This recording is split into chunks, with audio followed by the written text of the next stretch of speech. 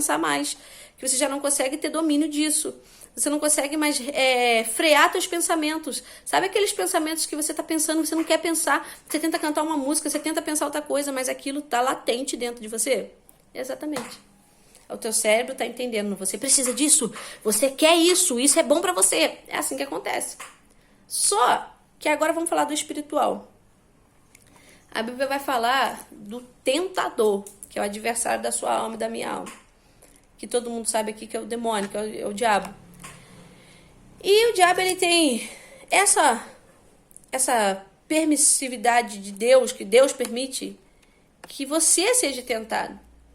Então, na verdade, eu entendo o diabo como um servo. Você pode até me julgar, mas eu entendo assim. Que, na verdade, ele não tem autoridade nenhuma se não for dada de Deus. Mas eu acredito que dentro dos planos de Deus, do projeto de Deus, todas essas coisas tinham que ser assim. Para que a gente fosse provado. Você tá entendendo? Por que Deus colocou essas limitações dentro de você?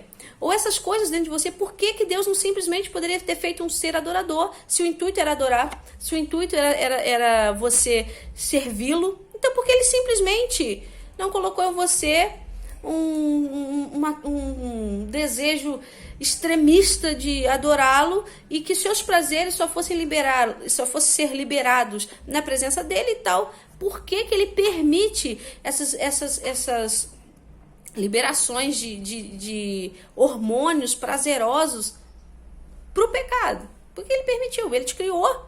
Ele não precisava ser assim, ele te criou. Mas qual é o intuito?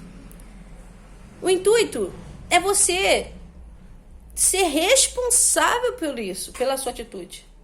Ou seja, todas as pessoas têm as mesmas limitações e mesmas fraquezas, todas as mentes, ela tem a mesma atuação. Se é uma mente saudável, todas elas vão funcionar do mesmo jeito. Mais que eu não sinto a outra pessoa, mas você pega um cérebro morto, é o mesmo cérebro morto, independente da pessoa que morou ali. Então entende o que eu quero dizer? Deus cria toda essa situação. Deus criou você para que isso fosse a sua dificuldade, a sua tentação. Aí Deus fala o seguinte, olha, ele começa a ensinar você, foge da aparência do mal. Olha, não senta na roda dos escarnecedores. Ele começa a te dar diversas passagens, diversos ensinamentos de que você tem que se afastar da aparência do mal antes que o mal tome conta, antes que isso desça para o seu coração. O que é coração? Coração é só uma bomba sanguínea. Significa, quando a gente fala coração, significa que o coração tá ali sentindo, eu tô sentindo que o amor, a dor, não tá. Isso aqui é uma bomba sanguínea. O coração nada mais é do que a minha psique, é o meu psicológico. O coração tá aí, é onde Deus fala com o homem. Você tá entendendo? É na mente. Tudo tá na tua cabeça, irmão, tudo tá na tua mente. As coisas boas, as coisas ruins, favoráveis ou não. Então presta atenção numa coisa. Deus olha para a mulher e fala para ela assim, olha, se você beber dessa água aí, você vai ter sede. Ele está falando justamente o que eu estou tentando te dizer aqui. O pecado começa assim, você está entendendo? Para você ter noção, os mesmos hormônios que é liberado para um camarada que fuma qualquer tipo de droga, fuma, sei lá, cheira, come, não sei. É os que é liberado quando você tá assistindo um pornô, ou quando você tá traindo, é o mesmo vício. Só que aquilo, ele, como todas as drogas, ela sempre tem a necessidade de crescer. Entendeu? Porque o vício, ele é assim, ele nunca é só aquele vício, ele é crescente. Então o que acontece? Você tem um determinado sentimento, um vício, aquilo vai crescer dentro de você, ou seja, se hoje você assiste, eu gosto de ver um filme ali mais picante e tal, e aquilo despertou dentro de você um prazer, uma vontade, uma curiosidade, o que vai acontecer? Você vai começar assistindo só filmes de conteúdos mais pesados, até você já tá se tocando ou fazendo coisas graves, ou até mesmo já começar a praticar isso com outras pessoas. Isso acontece. E muito. Então o que acontece? Jesus estava falando disso. Você bebe dessa água aí, querido. Essa água aí que está na tua cabeça, você vai ter sede de novo. Aí a gente pensa assim, eu já vi várias pessoas falar isso, não, mas olha só, eu não vou fazer mais isso, eu vou fazer a última vez e não vou fazer de novo. Mentira! Se você faz hoje, a probabilidade de você fazer amanhã é muito maior. Você tá entendendo? Porque o seu cérebro vai te pedir. A sua luta é constante você contra você mesmo. E o que a neurociência não sabe é que fora dessa esfera física, vamos dizer assim, no mundo espiritual, existe um demônio, o adversário da tua alma, que ele vai intensificar essa prova. Vou falar um negócio pra você aqui. A sua mente, ela tem essa coisa de aumentar as provas dentro de você. Se a prova é desse tamanho aqui, o seu cérebro faz isso aqui, ó. Ele acha, é muito maior, ele cria uma ilusão que é muito maior do que na verdade é. Por exemplo, às vezes eu tô na academia, tá eu e minha esposa, e a gente tá na esteira, e às vezes eu tô muito cansada, acabei de sair do serviço, e eu tô correndo na esteira, e de repente, assim, eu tô muito cansada, eu começo, nossa, eu tô passando mal, eu tô sentindo falta de ar, eu não vou aguentar, eu não vou conseguir bater a meta, eu tô morrendo. Só que aí, de repente, o Cristiano começa a falar, meu esposo começa a falar, ele começa a conversar, a falar das coisas, do dia a dia, papapá. Quando eu dou por mim, passou o horário e eu nem percebi, tá entendendo? Eu bati a meta, fiz e nem percebi. Por quê? Porque eu tirei o foco do problema. Eu comecei a enxergar outra coisa. Mas o seu cérebro, ele tem essa coisa, ele intensifica. A prova é aumentada dentro de você. Você tá entendendo? É maximizado dentro de você. Então, era isso que eu queria dizer pra você. Antes da neurociência ser neurociência, meu bem, Deus já era Deus. E Deus criou tudo isso. Deus formou essa mentezinha aí, ó, pessimista. Deus formou... Já percebeu que a Bíblia fala que tudo que você abençoar, abençoado será, não é verdade? E que você amaldiçoar também. Então presta atenção, por que quando alguém chega em você e fala assim, ó, eu te amaldiçoo, você morre de medo. Mas se alguém fala assim, ó, eu profetizo que hoje mesmo você vai ganhar R$1 milhão, você vai crer? Você não vai crer. A gente tem a tendência a tomar posse do que é ruim, do que é negativo. E tem a dificuldade de tomar posse daquilo que Deus tá te dando. Se Deus fala o seguinte, eu tenho uma grande obra na tua vida, eu tenho uma grande promessa, automaticamente a sua metacognição vai começar a trabalhar para você pensar, não é assim, também não é desse jeito. Esse pessimismo, essa coisa negativa, você vai estar sempre colocando um ponto abaixo daquilo que você é. Tá entendendo? Sempre um ponto atrás daquilo que na verdade você é. E dentro da Bíblia, eu vejo isso várias vezes. E aí, você vai falar pra mim o seguinte, então se eu já tô viciado numa coisa, vamos falar isso.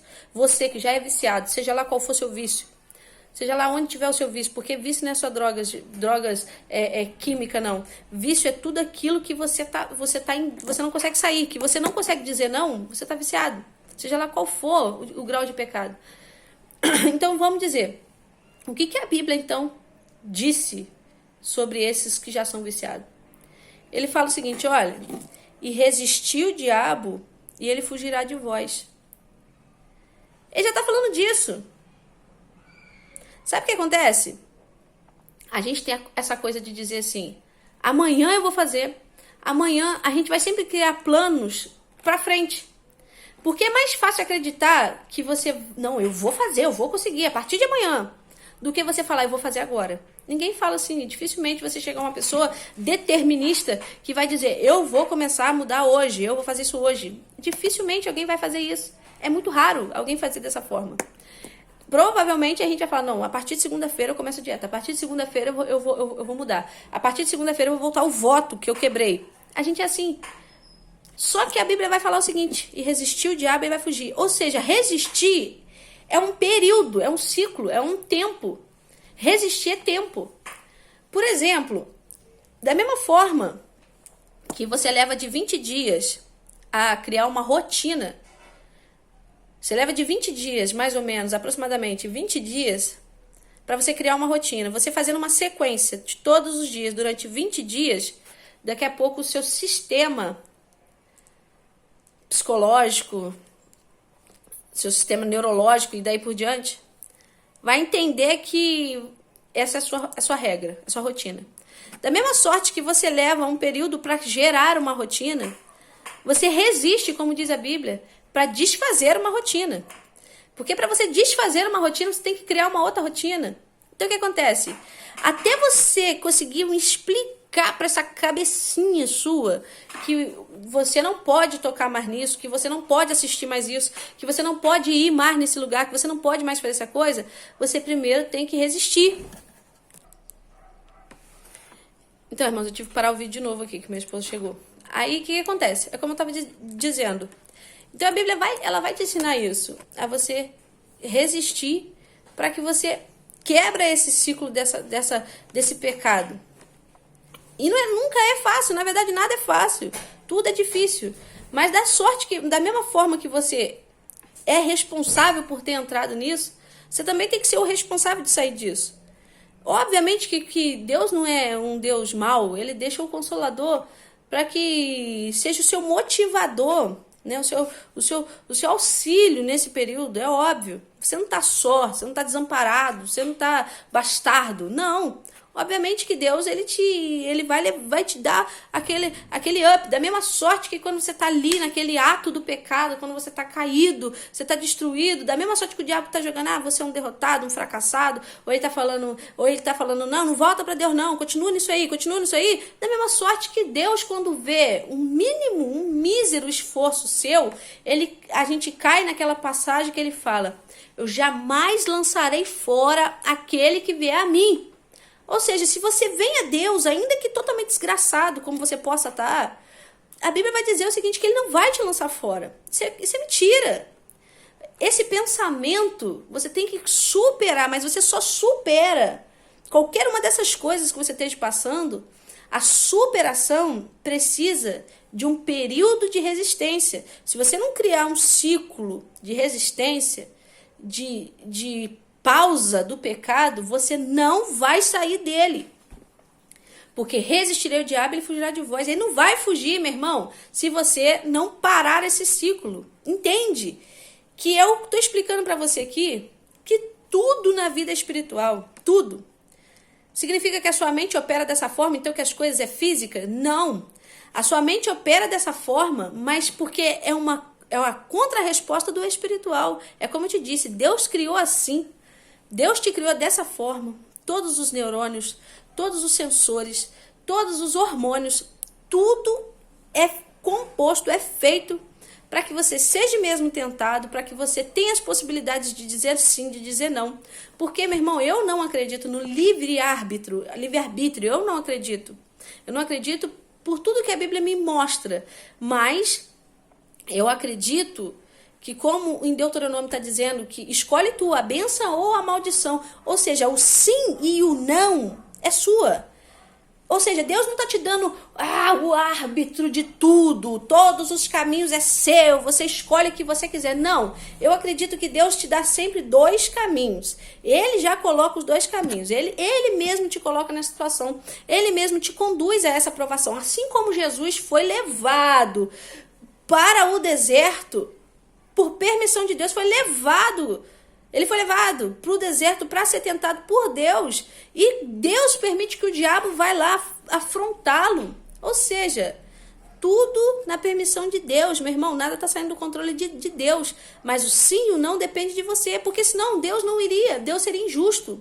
Se Deus estivesse aqui julgando você, você é um coitado que você não tem domínio da sua mente, assim como eu disse aqui, quando você está apaixonado, por exemplo, você entra num estado de demência, ou seja, você fica sem poder do seu domínio próprio. Quando se trata daquela pessoa, ou seja, você, como eu disse, você fica obsessivo, você age de maneira compulsiva, é obsessiva, sabe? Você gera uma ansiedade só de ver a pessoa e tal. Da mesma forma que por isso que muitas das pessoas vai lá, corre, faz uma tatuagem com o nome da pessoa e depois se arrepende, depois que passa a paixão, porque a paixão não é permanente, ela acaba. O que é permanente é o sentimento do amor. Paixão, ela tem período para começar e tem período para terminar. Isso é ciência. Não sou eu que estou criando essa tese, não. Eu estou tirando base do próprio estudo da neurociência. Então, tenta entender o seguinte. Deus te fez assim, ele sabe disso, ele está te provando em cima disso. Deus usa o físico. Eu entendo assim, eu penso assim, aqui está o mundo espiritual e aqui está eu. o mundo espiritual vai refletir em mim no meu físico. A Bíblia vai falar o seguinte, olha, e o salário do pecado é a morte. Aí você fica enfermo. Você acha mesmo que você ficou enfermo? Por exemplo, a Bíblia fala o seguinte, olha, praga alguma chegará à tua tenda. Você acha mesmo que essa passagem, se está se falando que praga alguma chegará à tua tenda? Aí as pessoas estão ensinando por aí, por exemplo, que se você tem um local contaminado, vamos supor, isso aqui é o ferro de um ônibus e você segura ali para se equilibrar, e ali estava contaminado pelo vírus, por exemplo, e você botou a mão naquele vírus ali e passou a mão na boca, você está contaminado, não é verdade? Pela ciência, eles acreditam assim, que você está contaminado. Só que a Bíblia vai dizer que praga nenhuma chegará à tua tenda, e aí? Só que tudo é condicional. Praga alguma chegará à tua tenda de forma condicional, não é assim? Por que então tem muitas pessoas que são cristãos, que são pessoas de Deus, que acontece, ela fica doente, ela pega o vírus, ela pega qualquer sorte de doença, ou seja ela qual for. Por que acontece com pessoas, com certos cristãos e outros não? Sabe por quê? Porque tudo é condicional. A Bíblia vai falar, você quer viver longos dias na terra? Honra pai e mãe.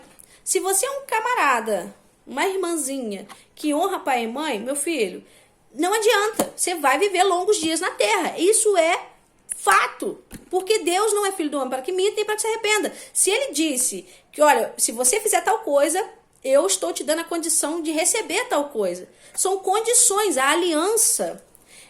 A aliança, ela justamente não tem nenhum lado ou nenhuma fenda, porque isso representa o quê? Um pacto. Ou seja, a gente está numa só coisa, a gente está compactuado. Por exemplo, a teoria da dádiva é contra a dádiva. Eu te dou para receber. É o que eu falei no início. Eu te dou para receber.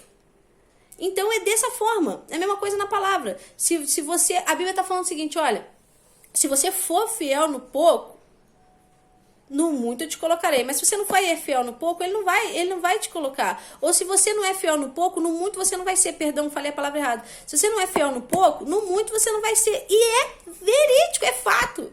Se você não consegue ser fiel aqui, se você não consegue ser fiel aqui numa coisa, você não vai ser fiel na outra coisa, não adianta. Se você fala o seguinte, não, eu sou em coisas pequenas da vida, numa casa pequena, você não consegue ser fiel àquela casa pequena, você deve morar numa mansão que você não vai ser fiel àquela mansão de jeito nenhum. E assim sucessivamente em todas as outras coisas. E assim sucessivamente em todas as outras coisas. Por exemplo, para tentar fechar aqui a palavra que Deus colocou no meu coração. Eu entendo que se a pessoa está cumprindo a ordenança de Deus, praga alguma chegará à tua tenda, está escrito. E se você fizer a vontade de Deus, ele está falando, eu e minha casa serviremos ao Senhor, é fato. Então por que tem cristão que ninguém da família dele se converte? E já tem outros cristãos que ele se converte e a família toda dele veio para Jesus. Por quê? Porque um cumpriu a dádiva contra a dádiva, o outro não. E qual dos dois é cristão? Os dois. Mas Deus prova um numa coisa e prova outro na outra coisa. Mas aquilo que um faz certo, Deus recompensa ele no que ele fez certo. Porém, no que ele tem fraqueza, Deus prova ele na sua fraqueza.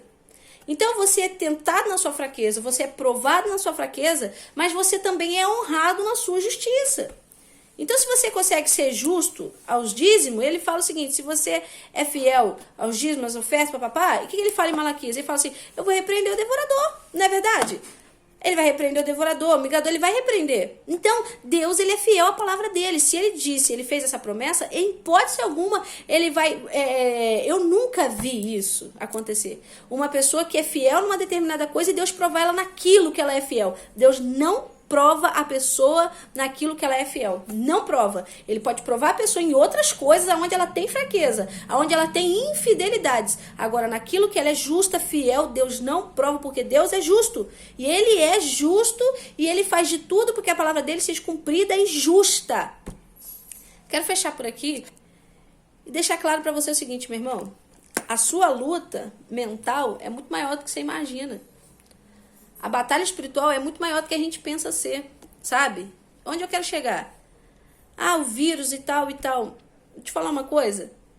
Se o Senhor não guardar a cidade, em vão vigia o sentinela. Está escrito também. O que eu quero te dizer? Se você é fiel a Deus no que Ele está pedindo, o que é essa praga perto do Senhor? Como Ele está dizendo, onde está a morte, a tua vitória? Onde está o inferno, teu agrilhão? O que é a morte? Ou o que é o ladrão? O que é a ferrugem, a traça? Perto de Deus. Se você está sendo fiel a esse Deus, não tem por que temer. Então, o que eu quero dizer? Se eu pego aqui algo contaminado e coloco na boca, no nariz, no ouvido. Um exemplo. Se eu sou fiel, eu vou pegar isso? Vou não. Vou não. Porque praga alguma chegará à minha tenda. Se eu estou sendo fiel nessa colocação que Deus está me dando, não vai acontecer. Porque Deus é fiel à palavra dele. Agora, se eu sou infiel, eu sou sujeita a tal coisa? Sou. Mas eu sou servo? Sim. Mas essa fraqueza me abre legalidades para que outras coisas me atinjam. Você entendeu? É isso que eu quero te dizer. Porque o salário do pecado é a morte. E quando você peca, você abre legalidades. E todas as vezes que você dá legalidade, é a dádiva e a contradádiva. Toda a ação gera uma reação. Quero fechar por aqui. Eu espero que você tenha entendido essa palavra. A palavra ficou um pouco extensa. Na verdade, ficou um tamanho comum de uma pregação comum, de uma igreja. Pensa bem. Pensa que o que você está pensando, isso pode estar te fazendo um malefício muito maior do que você está pensando que está causando. No mundo espiritual, nas hostes celestiais, está causando um dano muito maior. Você pode não estar vendo. Mas a sua sequidão está sendo diária, a sua sequidão espiritual é diária. Daqui a pouco as coisas começam a dar errado para você, as coisas financeiras, as coisas emocionais, tudo começa a dar errado. Você fala assim, poxa, mas nada dá certo para mim. Alguma coisa está errada. Porque Deus não tem prazer na sua dor, Deus não tem prazer na sua fraqueza, Ele não tem prazer na sua derrota. Alguma coisa está errada. É onde você tem que parar e se entender. E se isso está recorrente na sua mente, te prejudicando, você no seu dia a dia, e você no espiritual, no mundo espiritual, só te fraquejando, te botando para mais longe de Deus, do Espírito Santo de Deus, vou falar uma coisa para você, você precisa resistir a esse pensamento, você precisa resistir a esse desejo, resistir a essas coisas que estão sendo traga de fora para dentro. E resistindo isso vai fugir, porque é a palavra de Deus. Resiste por um tempo e depois ele vai fugir, isso vai cair por terra. Vão vir, aí a sua mente vai começar a despertar vontades em outras coisas, desejos em outras coisas, e aquele pensamento malicioso, maldoso, e toda sorte de maledicência vai cair.